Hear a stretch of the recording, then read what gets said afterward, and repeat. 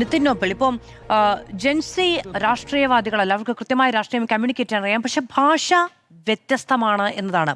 ഇവിടെ രാഷ്ട്രീയ പാർട്ടികളുടെ ബാഹുല്യമുള്ള ഇപ്പൊ കേരളം അടക്കമുള്ള ഇടങ്ങളിലൊക്കെ ഈ വിഷയത്തിൽ പ്രതിഷേധിക്കുന്ന പലരും വിവിധ രാഷ്ട്രീയ പാർട്ടികളിലുള്ള ആളുകളാണ്.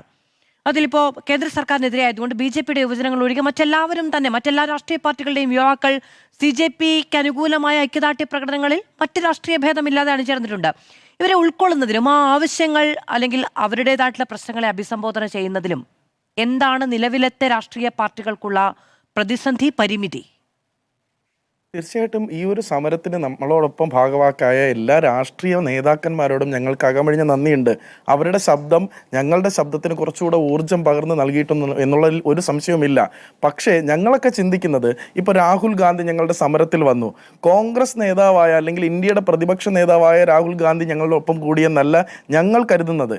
ഇന്ത്യയിലെ യുവാക്കളുടെ ഒരു മൂവ്മെൻ്റായ CJPക്കൊപ്പം കൂടിയ രാഹുൽ ഗാന്ധി, അല്ലെങ്കിൽ ഇന്ത്യയിലെ യുവാക്കളുടെ മൂവ്മെൻറ്റിനൊപ്പം കൂടിയ John Brittas MP, A Rahim MP, ഇങ്ങനെ കാണാനാണ് ഞങ്ങൾ ആഗ്രഹിക്കുന്നത്. ഞങ്ങളുടെ ആശയത്തിനൊപ്പം പങ്കുചേരണം, അതിന് കൂട്ടായിട്ട് നിൽക്കുന്നവർക്കൊപ്പം ഞങ്ങൾ ഉണ്ടാവും.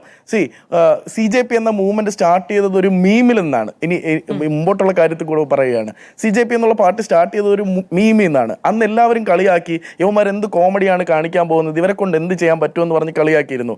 അത് കഴിഞ്ഞൊരു ഇൻസ്റ്റാഗ്രാം പേജ് സ്റ്റാർട്ട് ചെയ്തു, അപ്പോഴും എല്ലാവരും കളിയാക്കി. അതിനൊരുപാട് ഫോളോവേഴ്സ് വന്നപ്പോഴും പറഞ്ഞു ഇവരെ കൊണ്ടൊന്നും ചെയ്യാൻ പറ്റില്ല എന്ന്. കേരളത്തിൽ ഞങ്ങളടക്കമുള്ള പലരും CJPയുടെ പല കേരള എന്നൊക്കെ പറഞ്ഞൊരു പേജുകൾ സ്റ്റാർട്ട് ചെയ്തു. അന്നും ഒരുപാട് പേര് കളിയാക്കി. പക്ഷേ അന്ന് കളിയാക്കിയവർക്കുള്ള മറുപടിയാണ് ഞങ്ങൾ ഇന്നലെ കൊടുത്തത്. ഇപ്പോൾ അവർക്കുണ്ടായിരിക്കുന്ന ഒരു പേടിയുണ്ട്. ഇന്നിപ്പോൾ ഒരു പേജ് സ്റ്റാർട്ട് ചെയ്തിട്ടുണ്ട് പുതിയതായിട്ട്, E20 ജനതാ പാർട്ടി. അന്ന് നേരിട്ട കളിയാക്കലുകളല്ല ഞങ്ങൾ നേരിടുന്നത്, അടുത്തൊരു വിപ്ലവം വരാൻ പോകുന്നു എന്നാണ്.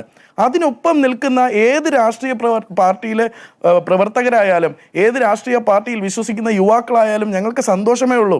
അവർ ഞങ്ങളുടെ ആശയത്തിനൊപ്പം നിൽക്കുമെങ്കിൽ മാത്രം, രാഷ്ട്രീയ ലക്ഷ്യങ്ങൾ മുന്നിൽ കണ്ടുകൊണ്ട് അവർ നമുക്കൊപ്പം കൂടുമെങ്കിൽ അവർക്കൊപ്പം കൂട്ടായി ഞങ്ങൾ ഉണ്ടാവില്ല.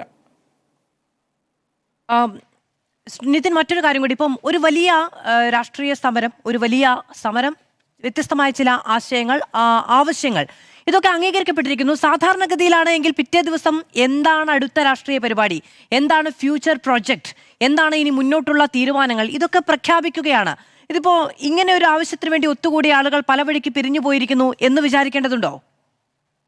ഒരിക്കലില്ല. ഇത് ഇന്നലെ മുതലേ ഞങ്ങൾ ഒരുപാട് പേര് കേൾക്കുന്ന ഒരു ക്വസ്റ്റ്യനാണ്, CJP ഒരു രാഷ്ട്രീയ പാർട്ടിയായിട്ട് മാറുമോ, ഇതിൻ്റെ ഭാവി എന്താണെന്ന്.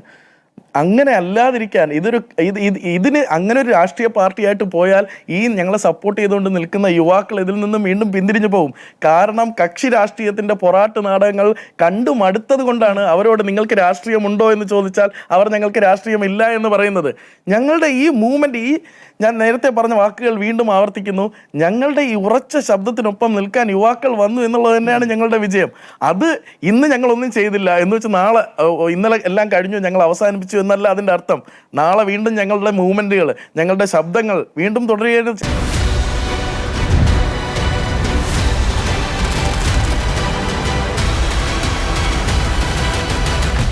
ഡിബേറ്റ് വിത്ത് മാധു സജി.